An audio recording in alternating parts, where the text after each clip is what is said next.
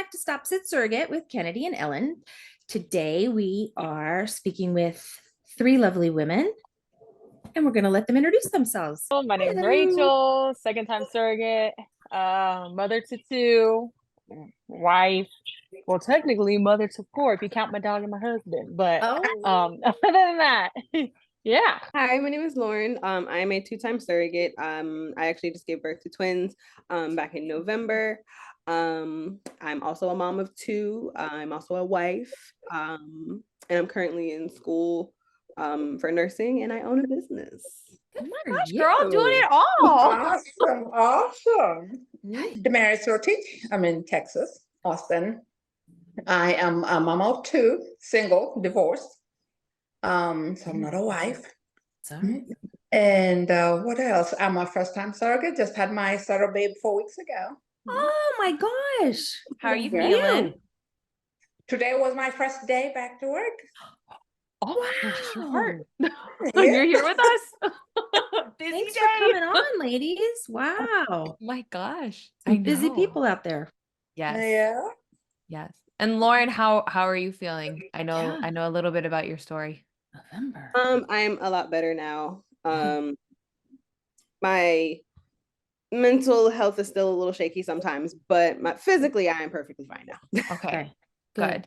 Good. Okay. Rachel, I'm kind of like lost in the dark here, so I'm gonna let you go. I'm gonna let you bring up start it. Really, I kind of just wanted to do this podcast to bring awareness for us of women of color, and not just surrogates, but also IVF warriors as well, because it's like they're kind of like just like in the dark, and I feel like it's when you search certain things online, even TikTok, Instagram, stuff like that, you don't see us. So I just want to bring awareness, because my first journey going into this, I was like, okay, not many women of color out there. Yeah. So I was kind of just like in the dark, really, And then after being on this journey for so long and going on my second journey, I get messages all the time like, thank you so much for sharing your journey. Thank you for being a voice. And it means a lot, because I feel like sometimes when you post on social media and stuff like that, you don't feel like you're doing enough or not showing up enough. And it really just like kind of like hit home for me. I don't know how it feels for Lauren or Demarise, but that's how I kind of saw it. So it was kind of like, like, do I speak up, or do I kind of just share my story in a way? Like, it's kind of hard, because I know also a lot of surrogates don't share their journeys either. So they're kind of like, especially if they don't see someone like them sharing their journey. So it's kind of just like, what do I do? What do I do? Type of thing, Yeah. I saw that even with for me, I guess I didn't realize it was that bad until I had already, started my process, and then I was just looking up things on YouTube. And then one that sticks out to me is Tamara Hall, the lady with the talk show. Oh, And she did a segment where she was talking about her IVF experience and how when she would go to the IVF clinic, she was always the only Black person, and just the treatment, how different it is. And for her, she recognized how privileged she is because she has money, right? Yeah. But she recognized that it's a realm that even people who are giving her comments, even her own family members, like, "Oh, you're doing surrogacy? That's for white people." Those are comments she would get. And but it is, and then there's an a Black IP that I follow, and she's used with her two babies, she's had them by surrogacy, and her experience, much as they were a little different, she definitely could see how in every doctor's appointment, there was the assumption that she was either going to be the doula or the nanny and yet she was the intended parent. And she does have some videos that she shares. I think her name is Ankra, and she's very vocal too. But her experience was that, you know, there needs to be more sensitivity, more awareness, and the lay assumption that Black people don't suffer from infertility, which comes from the historic, you know, slave mentality, right, where they were being bred to produce. So even up to this day, people don't think, oh, infertility can affect Black people too, because people are like, oh, well, they have so many kids. But it is one of those insensitive, inaccurate assumptions. And so with the surrogacy, I can see how if there's any Black surrogate out there, many do not share their experience because of even just the backlash from the immediate family. Wow. And not even the outside world, just because of what people perceive of that. And Rachel, for me, I always say I kind of fall at an advantage because I'm African. You know, so I don't have, it's unfortunate to say, but I don't have that historical experience to draw from, while the African Americans that are here in America, they still, you know, would still think of that immediately, like, oh, wait a minute, you're caring for a white couple, you know, things like that. And so it is definitely a much needed conversation in that realm, not just for IVF, but also for the intended parents and surrogates. So when I created my Instagram and I discovered the Rachels of this world, I was excited. I love that. I wrote down like 18 questions, but Lauren, you can chime in before I like start asking away. And I have one before you start too, Kim. Okay. Well, I was just gonna say I can say my experience has been kind of like a mixture of both of what they just said. You know, as my first time being a surrogate, I did a lot of research online, trying to find other surrogates' journeys to follow. And being Black, I was looking for other Black surrogates because it is a different experience for us. So I wanted to see one of my own people and how they went through the journey, what questions they asked, you know, how it affected them. And I was only really able to find, I think, maybe 2 people. And one of them, her journey ended early because they ended up finding like she had like a blood clotting condition during the process. So I mean, honestly, her trying to be a surrogate saved her life. Wow. And the other was Harmony. And me and her have become like close friends since I did find Harmony on YouTube. Yeah. Yeah, me and her have become close friends since. So it's like I do have, you know, somebody who I did have, you know, I was able to ask questions to and things like that. And then I think it was, I don't remember if it was during my first journey or the second one that I found Rachel, but me and her have been following each other for a while too, and just like following each other's journey, cheering each other on. And then kind of the same thing, like when as a Black surrogate, as soon as, you know, someone hears that you're a surrogate, the first question they ask is what race is the couple?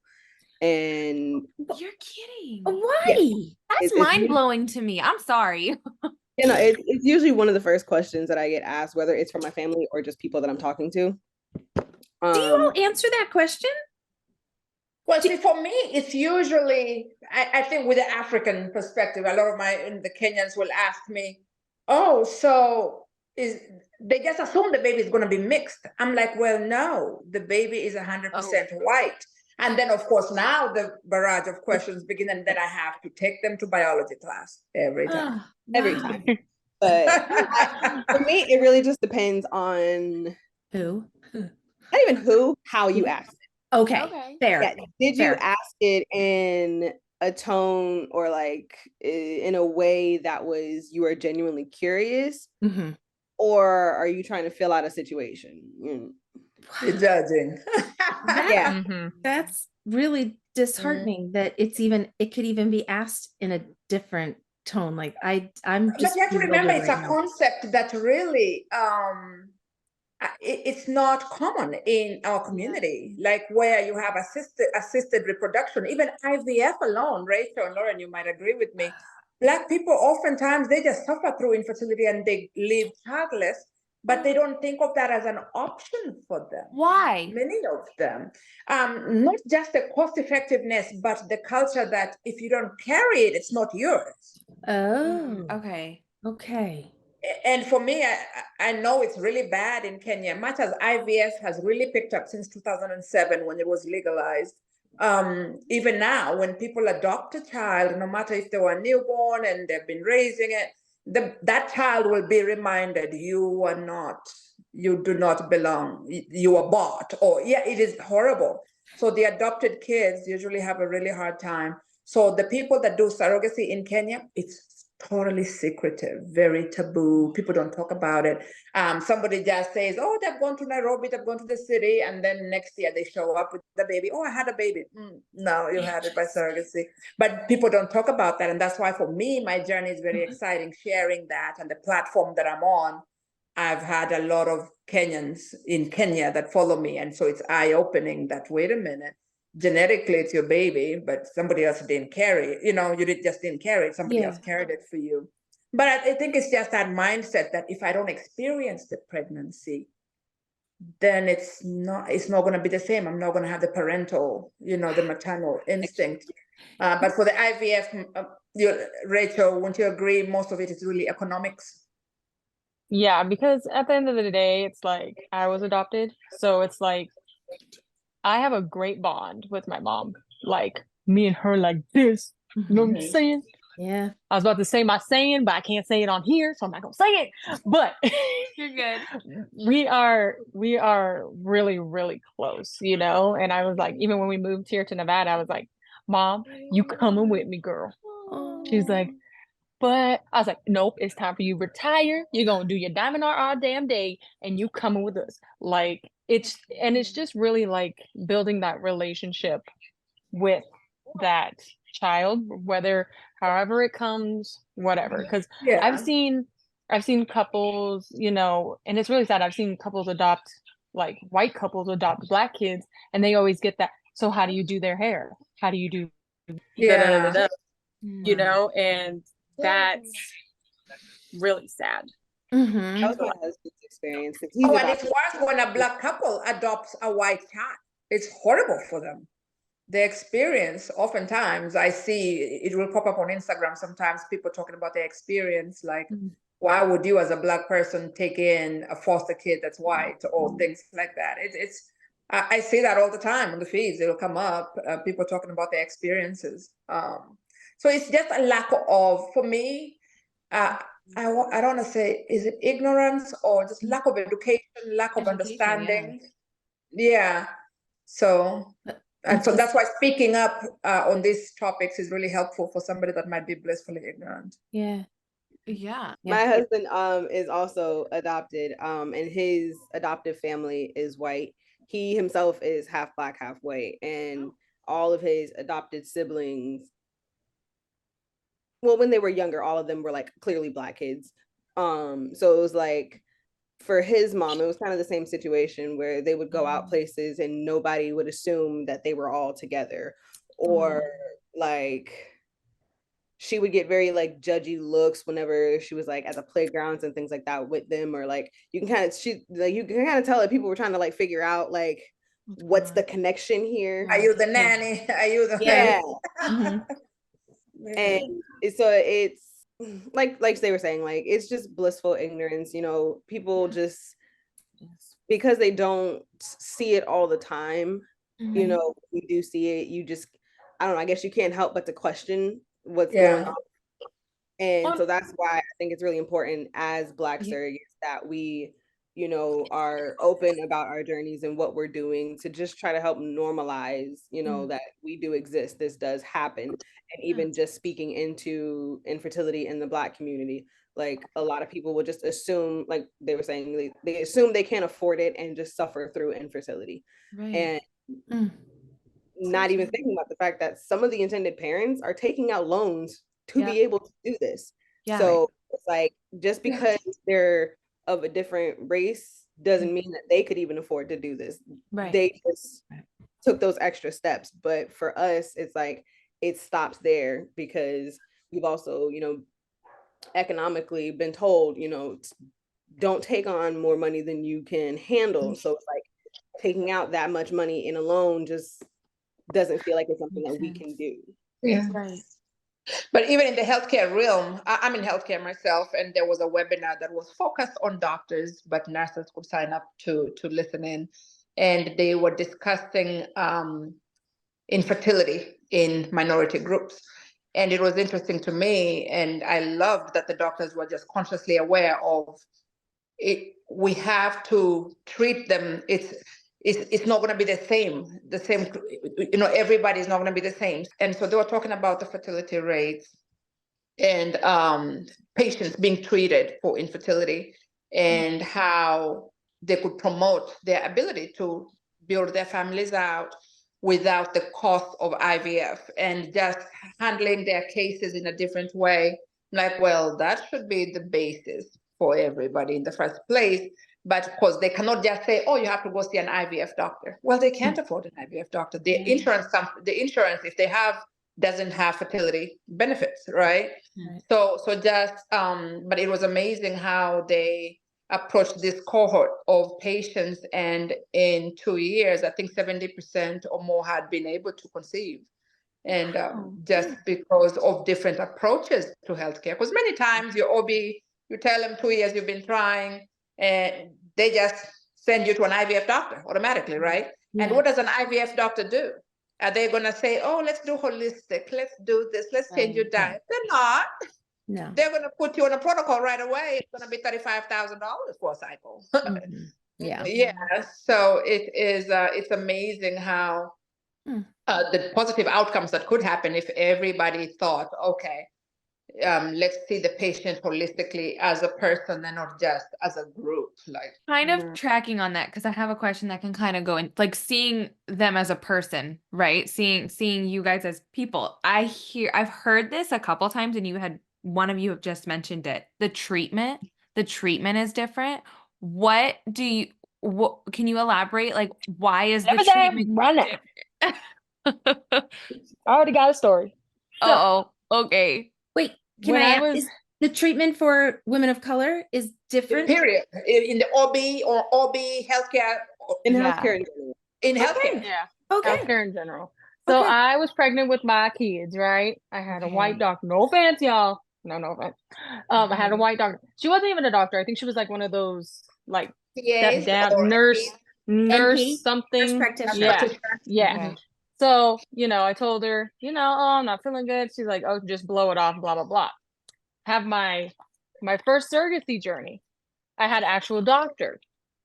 Come to find out, she was Black. I was shook to the core. I felt heard. I felt seen. She listened to what I was saying, and we had good conversations. Like with my kids, it was short, 10 minutes. That was them. This doctor, totally different. Not just because I was carrying someone else's kids or it was twin pregnancies or whatever. She was listening to me, and it felt really good. And it's like, you don't think that nurses and doctors and stuff treat Black women differently, but they do. I even posted a video on Instagram of a nurse who even said, I treat my Black patients differently. Like, she was like, yeah. So, and I was just like, it's amazing to hear and not think that we're crazy, and that she acknowledges it. Why? Because we can say it. There is an assumption. Well, for her, it was mostly pain management and listening. And she used Serena Williams as an example. When Serena was complaining that she was short of breath, that she was having headaches, that she was having all these, vague symptoms, the nurses ignored her for over 12 hours. They just chalked it to the epidural. And she said, no, something is not right. It wasn't until I think her husband spoke up and said, something has to be done. They did a CT and she had a massive PE. She almost died. Pulmonary embolism. Yeah. Yeah, and she almost died. But then if her white husband hadn't been there to advocate for her, they would probably have ignored her the entire night and she would have died. My mom had a PE after surgery and she was in ICU for a whole week. So it's a serious, almost near fatal condition. Yes. And pain management is what that lady that Rachel shared also talks about. When a Black woman says they're in pain, it seems to be, and most of the time it's very unconscious. They don't recognize it. It's not handled the same way. I'm a nurse, and I was blissfully ignorant when I moved to Texas, because in Kansas, I worked in a bougie little hospital. 99% of the patients were white. It was mostly cosmetic surgeries, boob jobs, lipos, and the second half was hips and knees. So when I moved to Austin, I had a patient, and he told me, I want you to pay attention to all your 6 patients tonight. And then in the morning, come back to me and tell me how their pain management differs. And this is a guy that was a paraplegic, PhD prepared guy, was in an accident many years ago. And every time he comes to the hospital, they discontinue all his pain medications because it is the big guns. It is Demerol, it is morphine, the big pills, the heavy ones that people, when they hear it, they start judging you that you're an addict, But this is his pain management regimen. But every time he gets admitted, they discontinue everything and they give him an itty bitty dose of Dilaudid over his IV. So, and the reason that conversation came up is because I had called the doctor for him to get some more pain medicine. He was miserable. And the doctor increased it by doubled it up, but it came to a dose where, wait, I give people 2 milligrams. You're giving him 1 milligram. This is an over 200-pound guy, So in the morning when I went back to him, and I was in tears because I had a homeless guy, white, that had broken his thumb so he can come and get pain medicine. And he had the morphine pain pump, the one that he presses on demand. Yeah. Because he broke his thumb to get pain medicine. And then we had another one that was getting morphine about every 4 hours, 2 milligrams, for something very, not to diminish his pain, but it was very minor compared to this paraplegic who had a big old wound, and he's suffering. And he's getting 0.5, really? So it was definitely a learning opportunity for me. And from then on, every time I saw a discrepancy, I'm like, wait a minute, this is happening. I need this. I tell the doctors what I need, because you can't tell me Tylenol is going to fix this person's pain for surgically when you can order oxycodone for him to use, so things like that. But it's always very race specific when you look at it. Like, why is it that? And then, of course, I always remember my experience when I first checked in for my induction with my first daughter, with my first child. I only have one daughter, but I had been laboring at home from 5. Actually, it was my son, from 5:30 till midnight. Then, of course, I went to triage at midnight. I'm checking in, and I'm cool. My then husband, we're just talking, but I know my pain. I'm in pain, right? So when I was on the line, the lady that was checking me in was like, "Can I check in the lady behind you first?" It was a Mexican lady, and she was very dramatic, and she's in pain. She's in labor, just like me, but the way she expresses her pain is different from the way I do. So I asked the lady, what makes you think I'm not in pain and you want to check this lady in before me? And yet I've been here on the line. And she got uncomfortable. I was like, you know what, check her in. So she said, and they were talking Spanish. I've been forever, can't speak a lick of Spanish yet. So they're speaking Spanish. She got checked in. And then I got checked in. I was dilated 5. I'm in active labor, and I talked to the manager that following day. Like, I work in this hospital, so I knew the managers, right? So I'm like, if this is how we treat our patients when they come in, she assumed that I was not in pain because I was smiling and I'm walking and I'm not just causing a scene, Yeah. So it's those little things that happen in the healthcare system that makes actually people not want to go to hospital, to get the care, because the care that they will get is not going to be fair. It's not going to be equitable. Subpar. Yeah. Yeah. My OB-GYN is white, and the 2 times I was pregnant with my keepers, she was also pregnant. So we had a very good rapport, very good. So I had a good experience with my doctor. And even when I went to check in for the surrogate baby, I did not I'm the one my friends will warn the nurses that, oh, I'm sorry for you. The nurse is your patient. Like, I will speak up. I will speak up. I will speak up. The nurse was like, oh, I'm gonna do this. I'm gonna do this. And I'm like, no, this is what you're going to do. Is that something in your culture that was taught? Don't speak up, don't complain, or is it just I'm being naive? I don't know. Is it or no? For me, it's the opposite. My mom has always told me, if you're feeling some type of pain and they're not taking you seriously, be dramatic. Good. Even if your pain is at a 7, even if that doesn't have you like screaming and crying or you something. have to exaggerate it in order to be heard sometimes. Interesting. Probably. Okay. Huh. For me, being from Kenya, I wasn't in Kenya long enough to experience the healthcare. I was 19 when I left Kenya, but I think 19 or 20.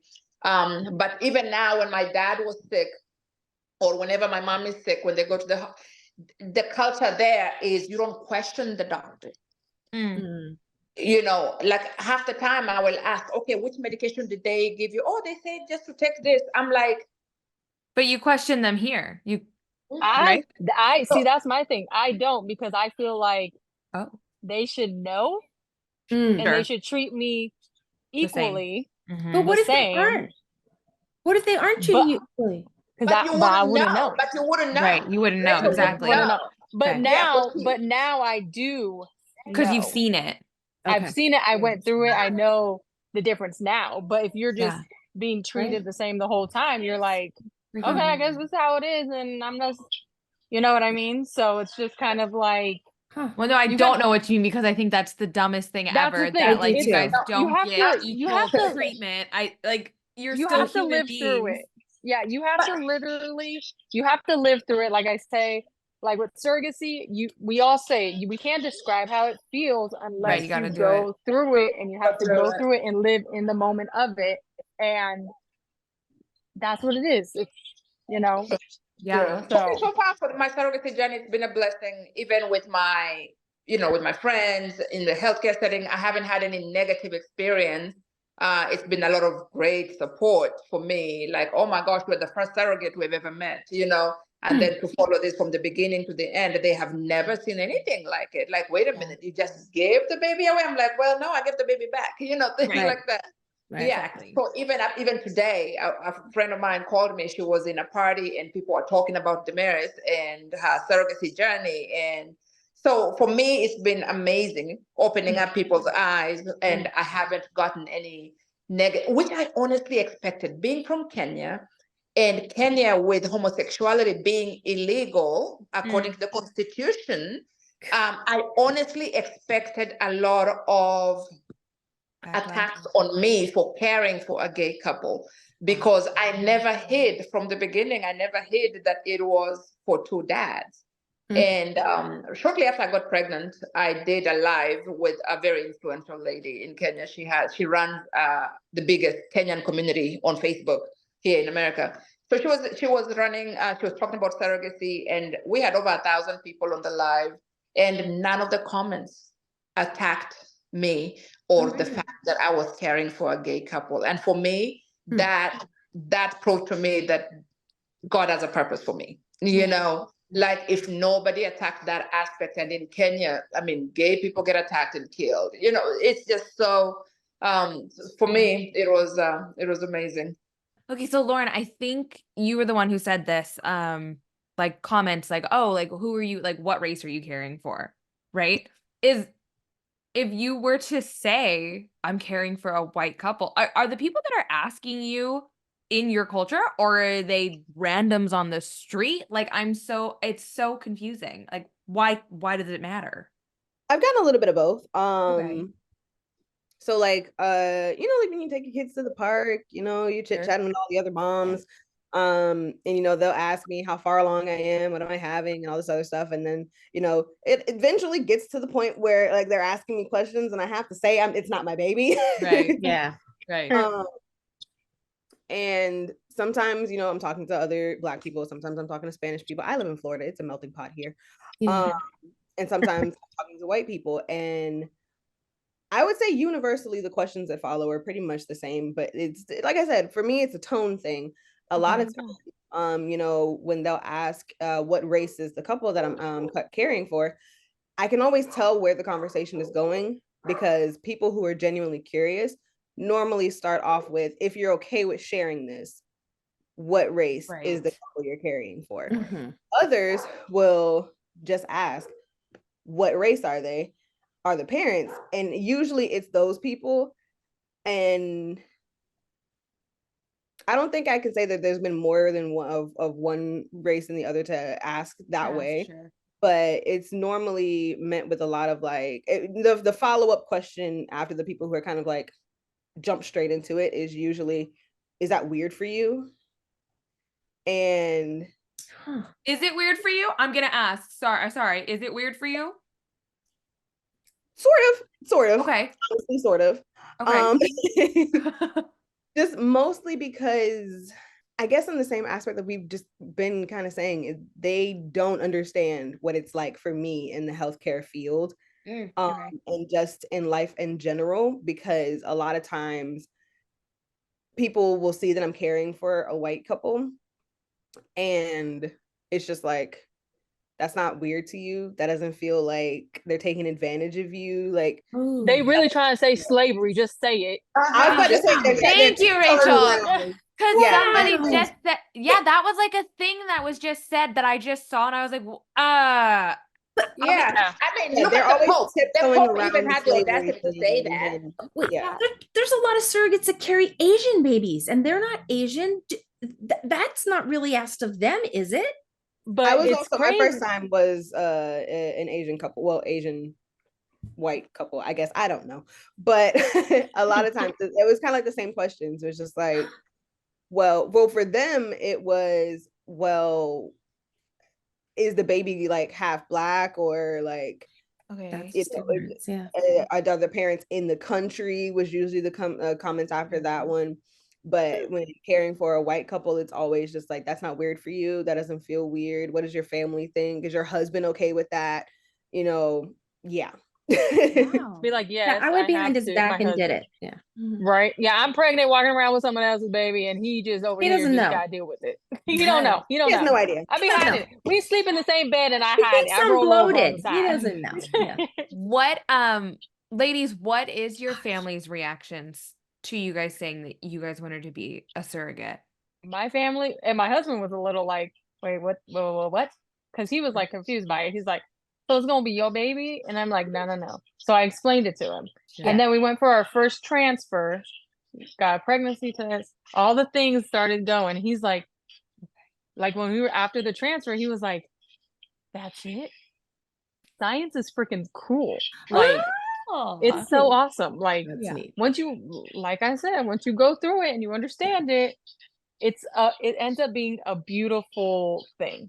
It does. So my family was cool with it. My family was just like, as long as you're all right and you understand, like And our first journey, we're still learning, because I feel like you can learn and Google and search all you can on surrogacy, because they always say, do your research, but it's like at the same time, crap happens in the journey that they don't tell you on Google and this and that and the third. It's all hidden. So you really just need to do your research, but live through it, experience it, take it all in. Yeah. So my family was really supportive about both of my journeys. I think my parents they're just like, are you sure? You know, that's a lot of a health risk, you know, to carry someone else's baby, you know. And like, even my husband initially, when we did our first journey, we weren't married. But he was very like, I don't know, but we were also 23 and 24 years old. And so it was more of it would be weird to see me pregnant and it's not his kid, because at that point we had already had 2 kids of ourselves for ourselves. So it's like, for him, it was just like a visual thing that he had to get over. But you know, after we talked with the first couple, he immediately was like on board. It was just like, yeah, you know what, this is actually like a really great thing, because like the science part I didn't have to explain much to him or my family. Because my husband's mom is a doctor, so like he immediately great. understood Nice. what was going on. Cool. And my family, they've only heard of surrogacy in the sense of the traditional surrogacy. So I just had to explain to them that there's a difference between a traditional and a gestational surrogate. But from there, they were on board. Just really like make sure, you're being taken care of. Don't just, be pregnant and in pain or bothered or anything like that. Just make sure you're getting the care you need, especially since it's not your child. Right. But see, for me, when I first brought up surrogacy, I was still married, and my ex, he was totally anti-surrogacy. Like, I'm not gonna have you carrying somebody else's baby. I'm like, first, it's my body, and it's not like I'm gonna be sleeping with somebody. So he wasn't even patient enough to sit to understand the science behind it. So my joke is usually that I got rid of my husband so I can do surrogacy. You gotta do what you gotta do, right? Like, but yeah. So I know for sure if I was still married, he probably wouldn't have been a good. And of course, I wouldn't have qualified if the spouse is not supportive, right? oh, okay. Yeah. But when I filed for divorce, I think the same week my divorce was finalized is the same week I applied to the agency that I applied into. Wow. But for my parents, my mom, she of course just worried about my health.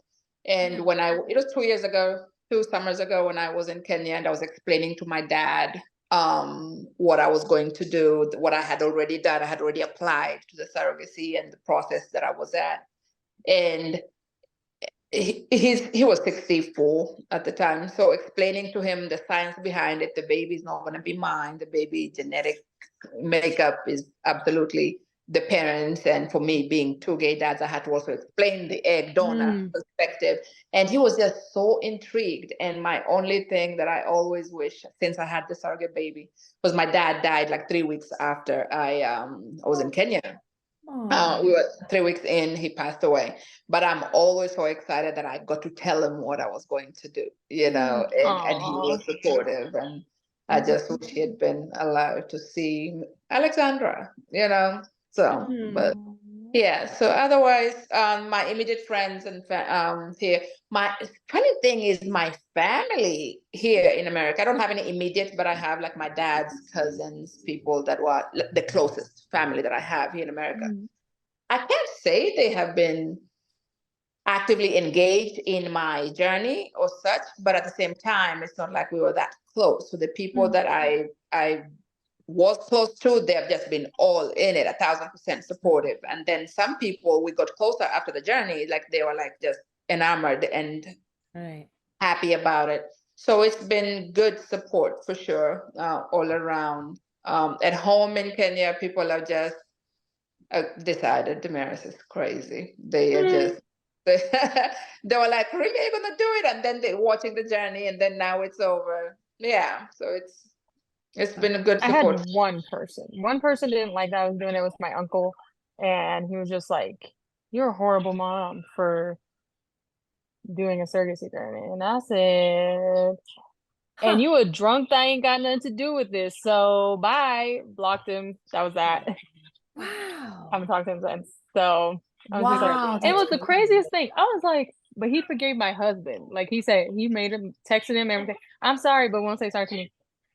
He's like, it's because you're a child. Heffa, my husband's younger than me. So what the hell? And he's like, but he's not family. Heffa, we married, so he is family. He is family. Yeah. No, that's no. I was just like, whatever. People.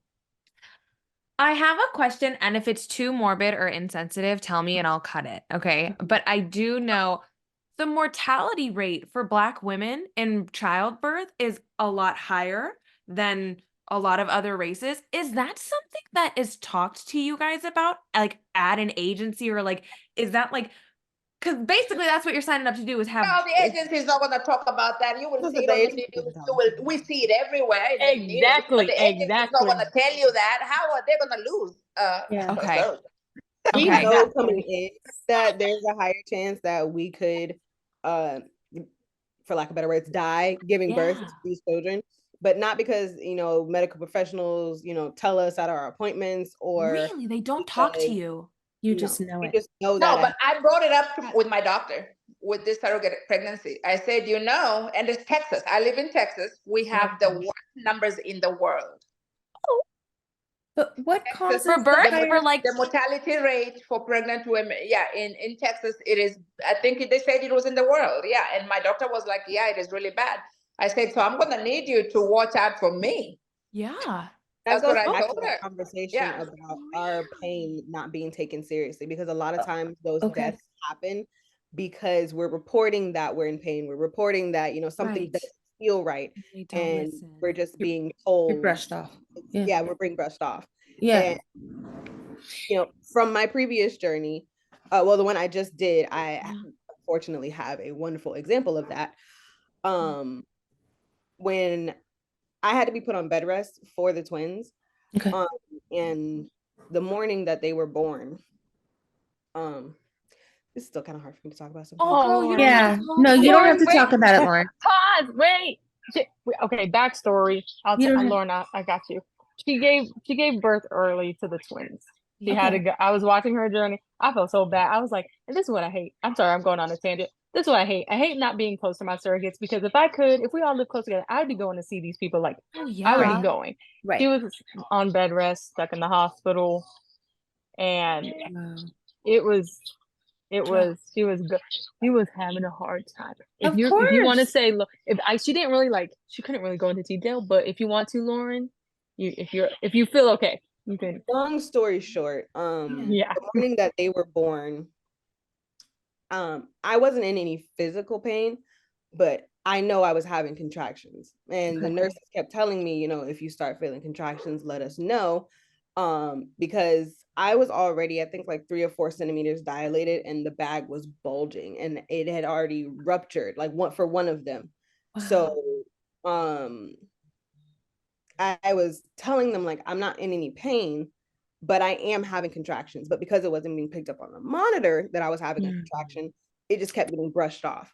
And from like 5 a.m. to like 9 a.m., not even 4 a.m. to like 9 a.m., I kept telling them every time the nurses came in, like, I'm having contractions. I'm even like showing them on my phone, like I'm taking screenshots of the time every time I have one, so that I know how far apart they are. Right. Telling them, still just, okay, yeah, we'll tell the doctor. Okay, yeah, we'll tell the doctor. But because, again, it's not being picked up on the monitor, they're not doing anything about it. And they came in because one of the baby's heartbeat had come off the monitor. And at that point, same thing. I told the nurse, I'm like, I'm not in any pain or anything like that, but I know I'm having a contraction. Something just feels off. Yeah. And he said the same thing, you know, once we get the baby back on the monitor, we'll go ahead and I'll tell the doctor and we'll see what they want to do from there. But the fact that like the baby's heartbeat wasn't being picked up anymore, and I just felt like something was wrong. I started being dramatic. So I'm just like, you know what, you need tears? Fine, I'll cry. Right. So I started crying, like theater class came all back, like being very dramatic. And it turns out I was right. The baby's feet were in the birth canal. Birth canal? Yes. So they rushed me to have an emergency C-section, and they weren't able to numb me fast enough before they had to take them out. Stop it. Lauren. Oh, sweetheart, we can stop. We can stop. Girl. Stop, Lauren. Oh, honey. Because I'm going to start crying, and I don't need me start crying. Okay, but people, this is exactly what we're discussing, is it not? Yeah. And that's why, like, I feel like it's important to tell the story, because they knew I could still feel. They knew. Right. Oh, and they didn't wait. The anesthesiologist was still like poking me to confirm that I couldn't feel anything, and I'm still moving because I did feel him poking me. But the doctor literally said, we can't wait any longer. So they went ahead, and, you know, I didn't feel the initial cut because that was numb enough, I guess. But but you're going through 9 layers, Lauren. Yeah, when he put his hands in, I felt his hands. And as soon as the nurses realized that I could still feel, what was going on. They all like grabbed my hands to make sure I didn't like reach past the curtain or anything. And they were just like, scream. You can scream if you need to. So that would be a perfect example, unfortunately, of yeah. when we say something is wrong, they don't always listen. Just listen. Just listen. Like how hard is it to just go and check? Like that's what I don't get. Like how hard is That's it an for the doctor to be example of like, let me go check? That's the healthcare babysitting the machine instead of looking at the patient. Right. And But 5 it's not hours like you said it once and let it go. You 5 said hours. it For several 5 hours. times. She said it. 5. Oh Lord, I'm so sorry. I don't even know how. I don't even know words for this. But that's you're right. That's an exact example, and it's so awful that you have an example. And that's what needs to change. Like, can I? And you don't have to answer. Did they take care of your pain after this was done? Yeah, once I finally passed out, oh Lauren, the epidural I guess had kicked in at that point, because when I woke up I didn't feel anything. Yeah. But by then I was also very, loopy, I guess, because maybe they gave me a little extra because I wasn't numbing up. Yeah. But after that, I would say my nurses were very good, and I don't know if it's because they knew what had happened. They messed up. They should have listened. Yeah, because they were very on top of my pain management after that. You didn't have to go through that. You didn't have to go through that for them to believe you. Did anyone apologize for their oversight by any chance? Nobody ever does in the Of course not. No one even acknowledged that it happened. Well, no, Lauren, stop. And I bet you in your medical records, if you looked, they probably did not even document that you kept reporting the contractions every time. Nope. Because I went after, so I gave birth, let's say like on a Sunday. Okay. While I was in the hospital, my record was being updated daily. Every time they came in, I got a ding, about an hour later that my chart had been updated. After I gave birth, it wasn't until maybe like a week afterwards that they entered notes for the actual C-section.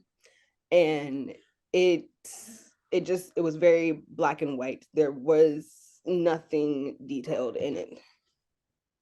Because they're afraid of legal action. Legal action. Yep. Yeah. That's why I was asking, did they afterwards? Yeah. Wow. I'm a nurse too, Damaris. This is horrifying. Horrifying to me. Horrifying. Oh, I'm so sorry. Oh, Lauren, I'm so sorry. Well, Are you okay? Right. Are you okay now? You said you're physically okay. You're physically okay now. Yeah. And physically, I'm fine. Mentally, it's still a struggle, because when I finally passed out during the surgery, I thought I died, and that's why I fell asleep. Lauren, oh my God. Sometimes now it's no, sweetie. I know exactly what she's saying. Because I'm scared to close my eyes. I don't blame you. But you're here. You are. Oh, let it out, Lauren. I feel so bad. That honestly, like, that takes a lot to talk about and to share. And so thank you. And if you want me to cut that out, I can cut it out if you want. Like if I will send it to you and you can tell me if you want it in there or not. No, this is your story. It's okay. It's why I decided, to do this, because people need to hear it. And honestly, it's a lot of times people say surrogates do this for the money, and there is no amount of money in this world that will be enough for what we go through, especially when things don't go as planned. Yeah, no. And you didn't even get, and not that we talk about money, but you didn't even get all your money. Exactly. Not that we doing it for the money, but you didn't get all your money. She didn't make it to the age where the contract. I know, but that's what I'm saying. But that's what I'm saying though. So that's why when people are like, "You just do it for the money." Like, if it was for the money, it ain't enough, baby. Yeah, like as a surrogate, I want to make sure that other people who are considering this know that not every story is cookie cutter. Not everything goes exactly the way it's supposed to, and there's like this perfect happy ending. Sometimes things do go wrong, And she said, in my situation, I didn't even get the full compensation. So anyone who was, getting into this because they see dollar signs, like that cannot be the reason that you want to do this. No, Exactly. It can't. And now you're going through stuff. I mean, you going through it, like mentally, and it's just like with, therapy to just be able to cope with that trauma. And that's on your dime, Lauren? So after my agency was wonderful. So Okay, my good. my I was gonna ask, coordinator checked on me like Good. every other day in the beginning, and then at least once a week, as time went on. And we did try to get me in to see a therapist, but nothing kept working out. We were reaching out to people, but no one was getting back to us. So she did try to help me get some mental health care assistance. It just didn't work out. But if I did get it now, then yes, it would be on my dime.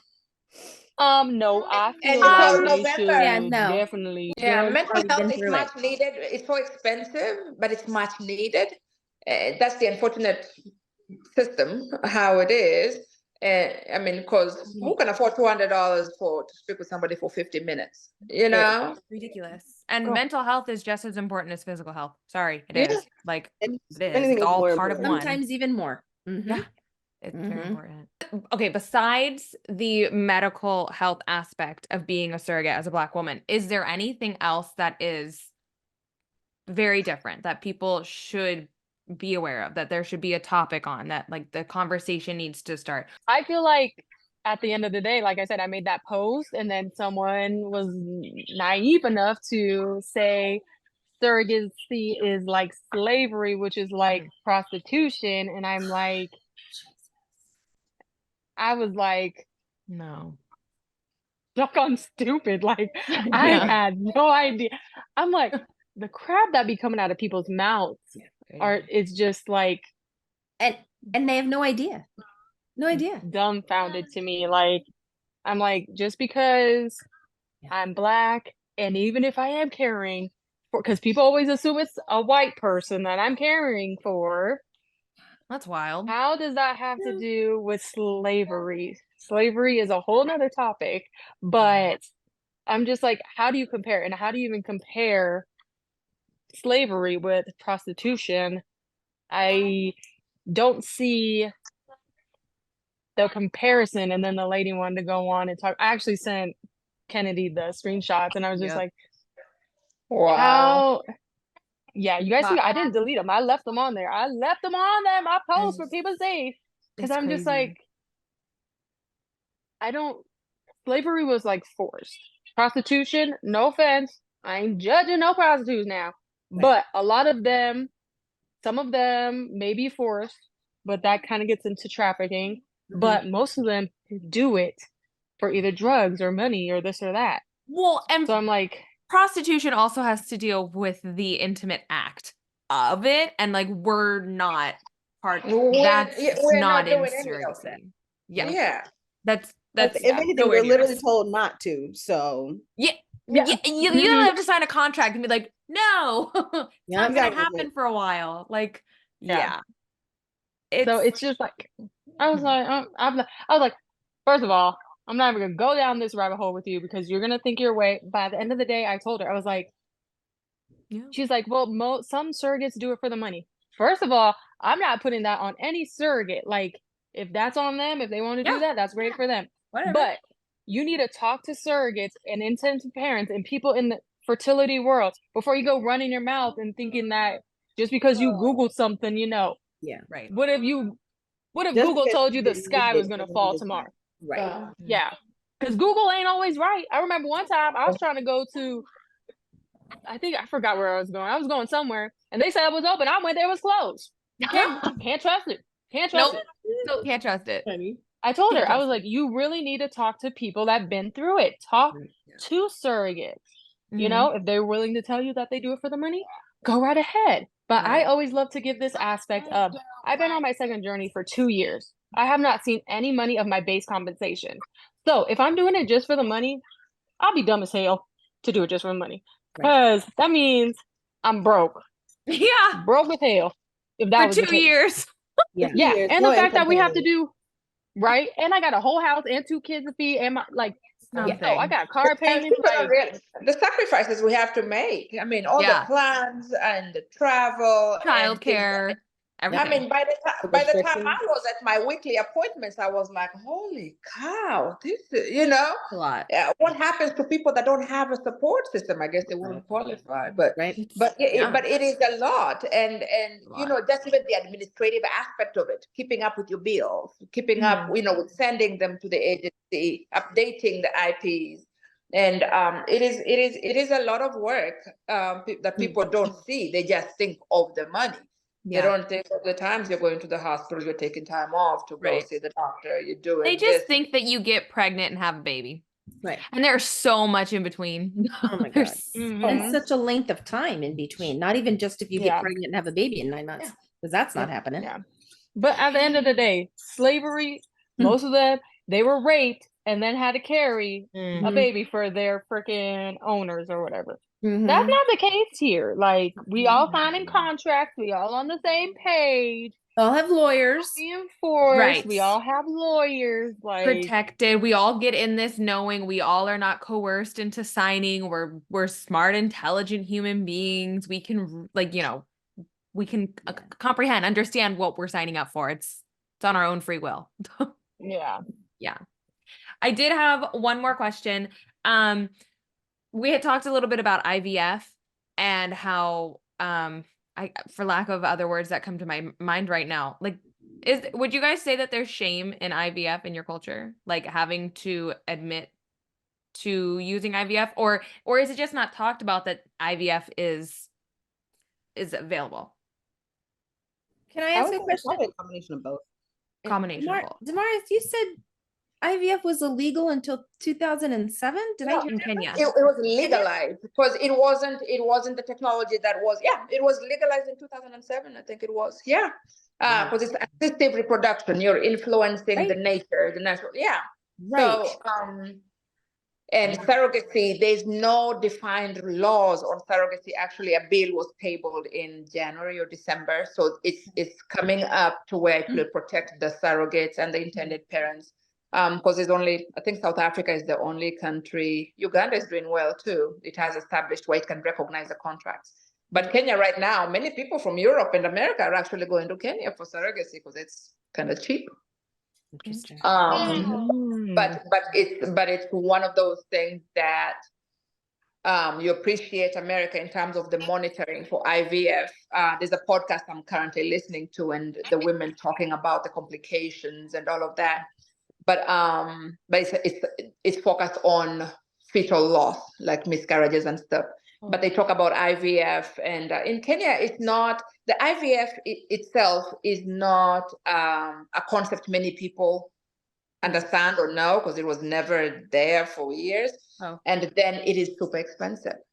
It is very expensive. So when you think about the economics of my country, many people, they're not making even $1,000 a month. It's nowhere near that, right? And you have children, you have to pay tuition for, even because high school is not free in Kenya. You gotta pay. Primary school, elementary wasn't free until actually after I came to America. My parents had to pay tuition since kindergarten, So a lot of people cannot afford that. So it's really for the rich people to afford IVF. So you can imagine surrogacy. Sure. And that's another thing. I think that's where people get is when people say like, oh, it's for the rich. So they don't think, they don't assume that Black people are rich or have money of that. Right. And so, like who is the girl from Atlanta, the Shadina Blunt IPs? Shadina Blunt, the surrogate that had breast cancer. Oh yes, I can't think of her name. She's she works with that agency. I forgot her name. Yeah, so her IPs, the girl, she was in Real Housewives of Atlanta.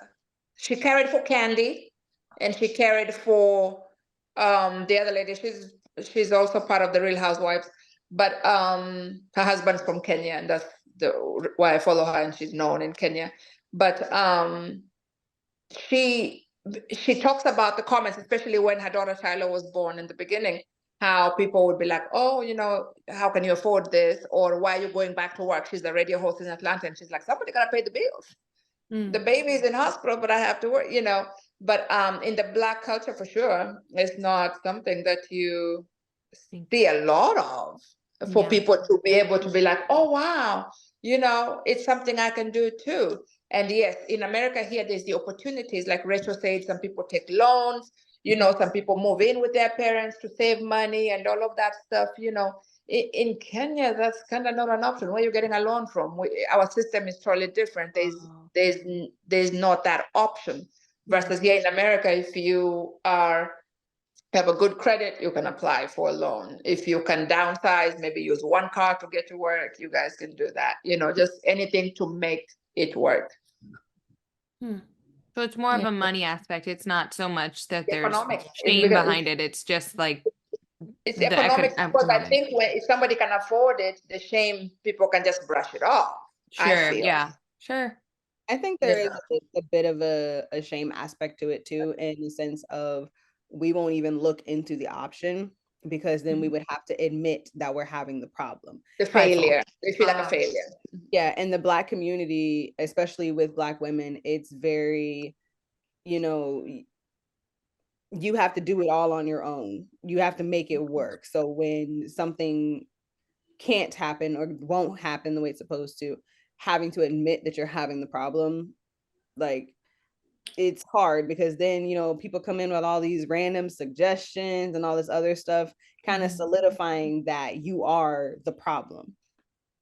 Okay. Instead of, yeah, so they're like, well, like, kind of like, well, what positions have you been doing? Are you tracking this? Or like, have you been eating this? Relax, go on a vacation. Stop being so stressed out. And it's funny, it's always focused on the woman. I guess it's just like in Africa, you know, nobody ever says, "Ooh, what is his sperm motility? What is his sperm count?" Nobody asks about the male. And like, let's get real here. Sometimes it's the men, right? Like, just saying. So they never look at it from there might be something physically wrong, making it incapable for you to carry. Right. They just think it's your fault. That's it. Essentially. Because it's like that. It's not a disease.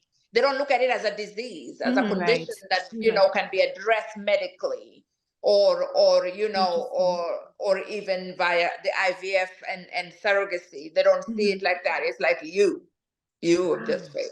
A lot of pressure. And hopefully that'll change, because like you just said, they don't look at it like disease. Well, like 10 years ago, they didn't think mental health was like like, you know, that we needed to take care of that. And now kids get like mental health days. And I'm like, I want a mental health day. Like this is like, what is this? But like, so hopefully there's hope in the future that people will look at this in a different light and be like, oh no, like there's actual written statements to back this up, which is as dumb as that is to say. Like, it'll give it more of a support. Yeah, but I think also, I feel like it's kind of like that saying, strong Black woman. Like, why can't I just be a Black woman?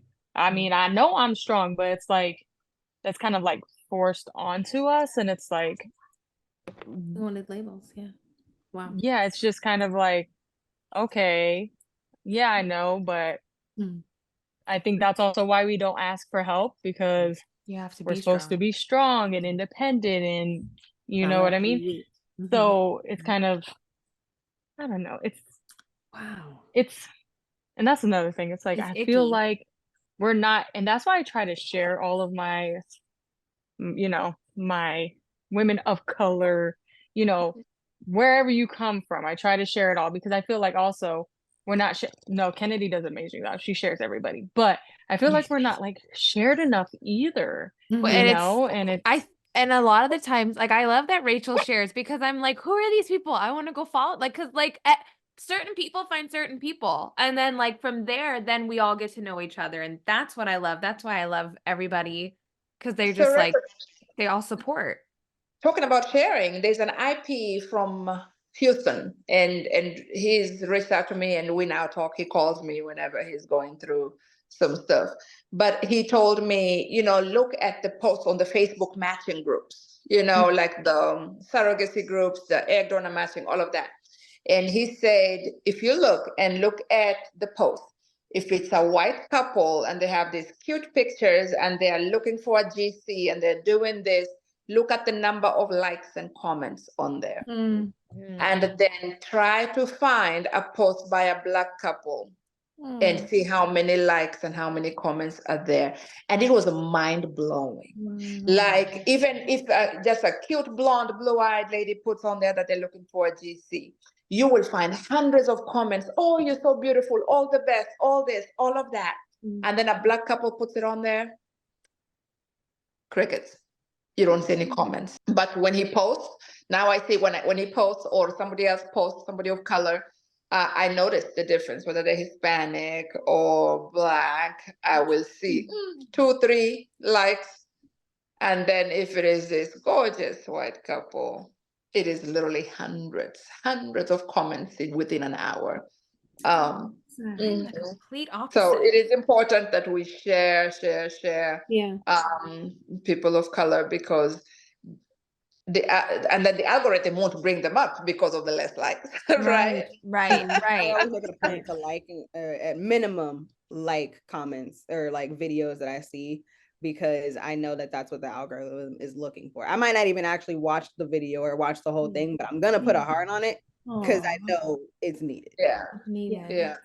Interesting. And there's no, I mean, I hate to say this, but there is no viral, because viral is different for everybody. There's no viral Black surrogate. Oh no, but how many viral white ones do you know? I can name a few. Wow. No, it's True. Wow. Yeah, the number one And Black IPs surrogate too. that I know is Rachel. Like, you pop up everywhere. But I mean, I get it. I'm friends with you, so like your algorithm's in there. But like, still, everybody knows. Yeah. Everybody. I feel like everybody knows you, and I've been starting to see you ladies more. But I feel like I've been starting to see you more because I'm talking to Rachel. So it's like, hey, Rachel's your friend. Like, Rachel's their friends, and so But it's that's like, even okay. another thing. I even asked Kennedy. I was like, how many Black surrogates do you follow? And I bet you if you ask any other white surrogates, how many Black surrogates do you follow? And it would be nice if the agency was just like, hey, happy Black History Month. Like, something. Appreciate your Black or even IPs. surrogates. I enjoy following Even IPs, DW, exactly. DW Bella. Is it DW Bella? Rachel, we were talking about her when she was posting in. Oh, Dwella, yeah, the one that she was going through her IVF journey, and then she lost twins, and then she's kind of just taking a break now. She's kind of just like, I'm, I enjoy following her, and for her, she's also breaking barriers for IPs, Black women that are suffering from infertility that don't want to share their and journey. she has a white husband, and she, Now, so that is the one thing that you'll think it's funny. A lot of the Black surrogates that I follow, their husbands are white. Rachel, your husband. My husband's Mexican. My husband's Mexican. He's Mexican. Okay. He just looks white. He looks white. He looks very white. Yeah. I'm like, wait. And then I've been looking to see, I'm like, okay, all the surrogates that I follow, all of them are married. Most of them are married that I know, that I follow. Because many times they will share their husband, they will mention husband, they'll mention a significant other. I'm like, I'm the only one flying solo here. But I was single for my first 3. I was single as a Pringle, and I was happy. It was great. It was fine. I didn't have to get anybody's permission. I just was talking to my mom and my dad because I live with them, and they've been through it, and they were like, yeah, that's like fine. But I didn't have to give a spouse's permission to do this. Oh, I loved my journey. Yeah, but it's definitely different when I do look at the people that I follow, most of them, and then there's the Canadian ones, of course, that I follow. But the American ones, oftentimes, it's not enough. In the pool, we are a very small crop. Are there any support Facebook groups or anything? Just for we ain't doing that. We ain't doing that. They talk as hell. Sucks. So there's a surrogate. Her name is Talita, and she's a midwife. She's on her first journey. She's still in the, I think, medical screening phase, and she does have a Facebook group for it's called Black wombs. It's not the lady that has the journal. Oh, okay. It's not that late, no. But Talita, It's a different lady. it's a different lady, and she has a Facebook group for Black women, and it's not just surrogates, it's IPs as well. Because lately, I noticed there's people posting about, this is what they've done. They've been trying to build a family, and so it's not just surrogates. I thought it was just for surrogates, but she also has IPs in there, and she posts some really nice PDF informational stuff for people. So it's kind of super new. Well, I that's think helpful. in general, I've never been in a surrogacy group outside of during my journeys, I do join like a group specific to like my transfer date. So like it's a group of women that are going through the journey together, like in the same place. Yeah. That's general surrogacy groups. Anyone that I've ever been in, it's just so catty and so judgmental, and it's always negative. Like nobody ever has anything constructive to say. It's always just criticism. And I stay in one of them just because when I get bored, I like to read through the comments to watch people. But like, I had to get rid of all of the groups except for that one, and that one is just my. I have it like what is it called? Hidden or quiet or whatever it is, where it doesn't actually pop up on my feed. I have to go like search for the group to be able to look for it. So you're muted. You have is it notifications turned off? Yeah, I have the notifications turned off for that one. But like to me, surrogacy groups, they've never been very like helpful. Which is sad. It is very. For me, the ones I joined was the matching groups, and those ones I've also made them to where I don't get notifications. But it was only when my agency, I was like, okay, I'm 39, I'm going on 40. When are you gonna match me? I'm gonna start hustling for my own IPs, So that is kind of when I joined. But then they came through and matched me. But I just like to look at those posts. It just sucks that we have to do like a separation. Like we literally have to put Black surrogate. You know what I mean? Because it's like I can't just search surrogate. I have to specify that I'm looking for Black surrogates. As a nursing student, I can't just search nursing students and see people like myself. I have to search Black nursing students to be able to actually see people of color. And it's like Rachel said, it's sad that we have to add Black. Yeah. Like if you Google anything, you're like, wedding hairstyles or whatever the case may be, all you will find is pictures of white women. When I was looking for my hair for my wedding, I had to specify Black women hairstyles for on Pinterest. Yeah. Makeup. And when Rachel get me started on makeup. Well, and when Rachel pointed it out, naive as I am, I didn't realize it. She's like, go look up surrogacy, like go look it up online and like tell me who you see. And I was like, I see a bunch of white girls. And she's like, exactly. And I was like, it took me, I scrolled through maybe 5 pages until I saw not a Black IP, because I saw a Black IP. I was like, where's the Black surrogate? And it took me 4 or 5 pages through Google to find, and I was like, that is absurd. Like makes no sense that it would be that divided. I never knew. And that's shame on me that I never knew, because I should know. And especially since my partner is a Black man and one of my friends, my close friend, is a Black surrogate.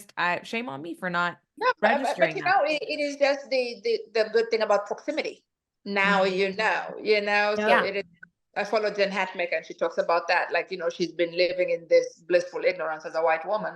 But then now that she's dating a Black man, she gets to have that lived experience by proximity, So you did not know, but then you've met Rachel, you got to learn, and then, And this is like one of the most wonderful conversations personally for myself, because these are the kind of conversations that I love having. I love becoming educated, and I love understanding, because I grew up, like, look at my mom, I grew up in a white household. So I didn't, and it's not like I grew up around a bunch of different cultures. Like where we lived was kind of just white culture, maybe like some, like my son's half Hispanic. So there were some Hispanic cultures around us, but it just wasn't in our daily life. So I'm getting like a whole buttload of information, and it's so important for everybody to get the information, because all the information that's out there some of it's not portrayed how it should be. It's not, we're not being educated because it's in the school systems. So it's different than real life. So it saddens me to know that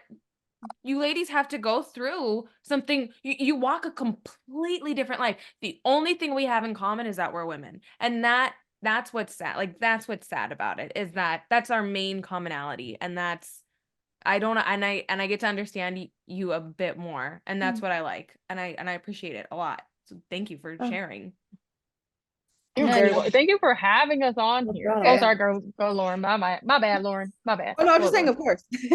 Oh, I was like, I'm gonna say something. But I think it's like, but also like, okay, I used to live in San Jose. Race is everywhere. Yeah, I moved to Alabama. I moved to Fallon in Nevada. We call it Alabama. There are so many white people out here. It's not even crazy. There's a sprinkle of black people. And I'm like, mind you, purple and white hair, I'm black.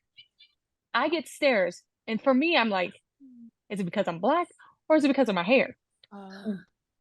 And me and my husband always, it's just, we always get scared. I don't know if you notice it, Kennedy, but I think it's different for black men than it is for black women. Okay.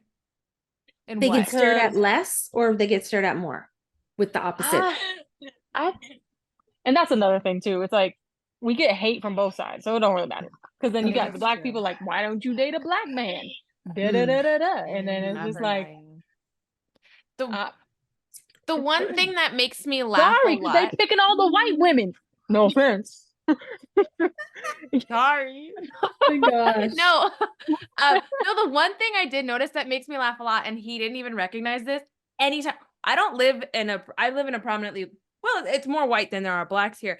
And what's funny is anytime that he passes a black man, not a black woman, a black man, I always stare at him and they always do a head nod. And he never realized that he does it. And I'm like, white people don't do that. Like, you would never see a white people. Because he's like, you got a white woman. Yeah. So to me, I just always laugh because I'm like, at least you guys have each other. Like, that's so nice that you guys say hi. I do that all the time. All the time. Every time I'm like, babe, it's a black person. Like, because there's not many of us out here. I know. So I was gonna say, in my neighborhood, I'm like, every time I see a black person, I'm like, oh, there's another one.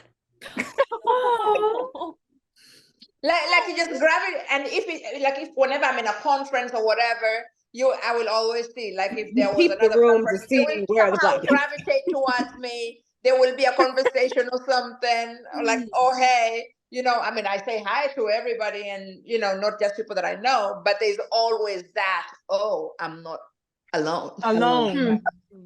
Wow.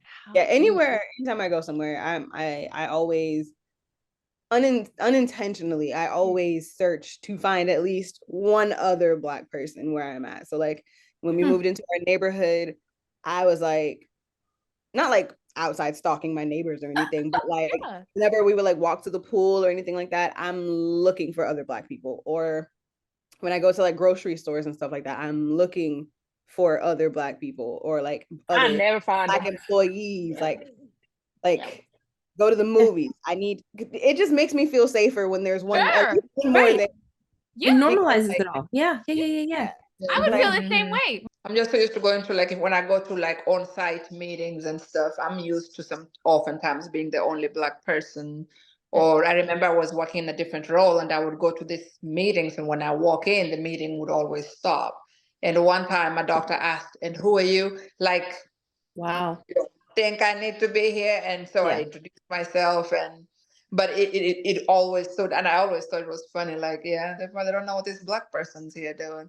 But it's all it's all white, majority white, but that and it's Texas. You would think there would even probably then be a few more Hispanics in the conference room. Yeah. But you would. That's what I would think. I grew up in Georgia, where you would think like predominantly black people everywhere, but like on my soccer team, at one point I was the only black person. In one of my classes, I think it was like me and maybe one other black person in it, and it's weird growing up that now, like living in Florida, it's just like, I need to see at least one other person. Like whenever I used to go into office at my job, on my team, there was this older Black lady. Me and her look nothing alike. Nothing alike. Okay. Everyone assumed she was my aunt. What? Oh my gosh. Jeez. We were on the team together for like, I don't even know, because at some point we had to come into office at least like once a month for team meetings and stuff like that. It wasn't until like 6 months into us doing that they realized we're not related. Well, Laura, when I was Laura, in nursing school in Kansas City, I remember we were a class of like 50 something, and out of all of us, 11 were Black, but guess what? 10 were Kenyans. Wow. Oh I my love God. African American lady, and then all white people. And then when I went for my BSN, because I did mine LPN, BSN, MSN that way. But when I went for my BSN, it was Mid-American Nazarene, and same thing. It was all white people. All the Black people were Kenyan, and Wow. Interesting. I was gonna say, it's funny. That's I'm doing online for my classes right now, and the first thing I did was, as soon as everybody turned their cameras on, I'm like looking for the Black people. It happened in high school. We were in high school. I had Spanish class. All of a sudden, I'm looking, and I'm like, because we had to sit in tables of 4, and I'm over here like the whole table, mind you.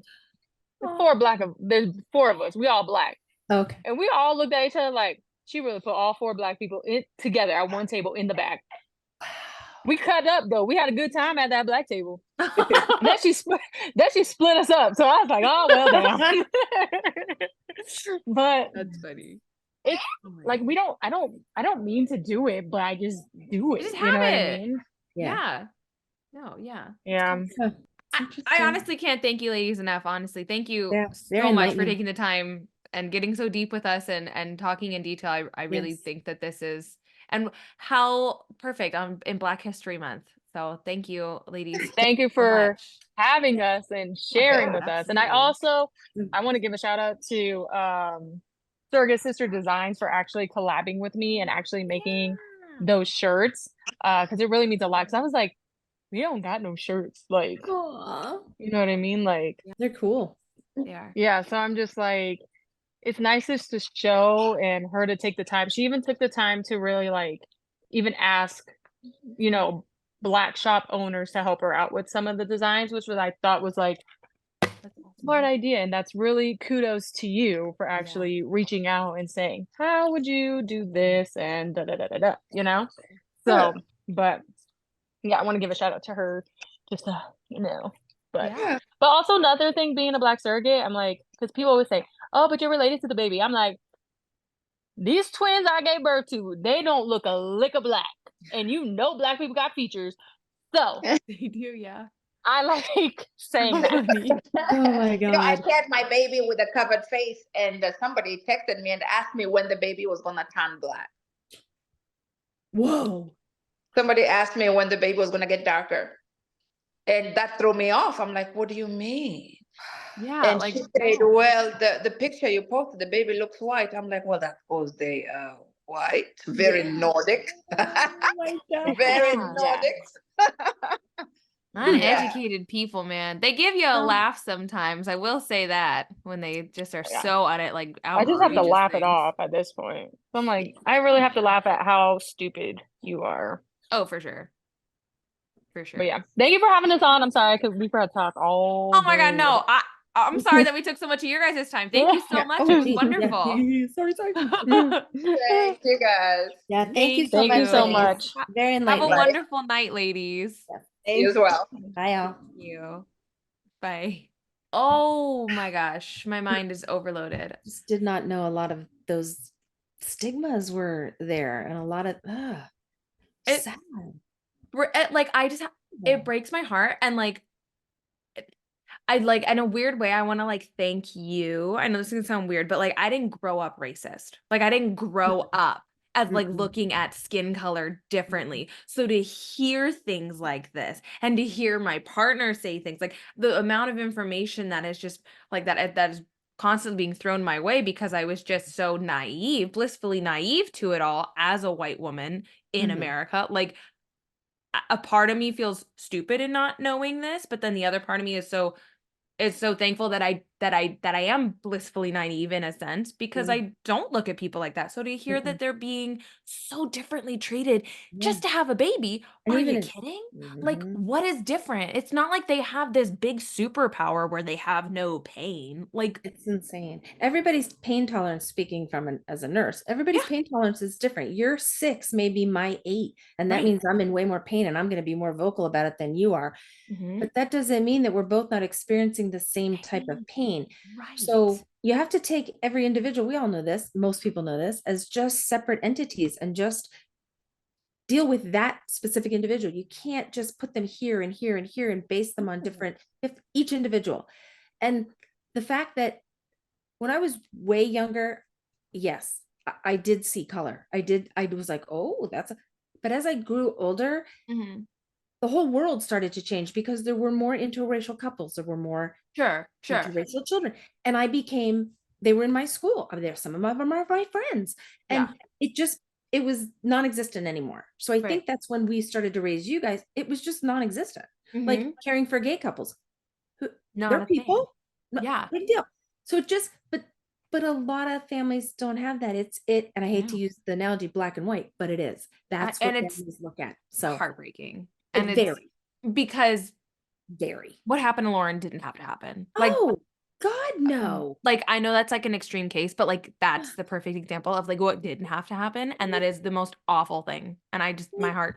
But the way they were talking, it just seems like this is more prevalent. And it's yes, that was an extreme case, but they're not, it just doesn't seem like they're listened to.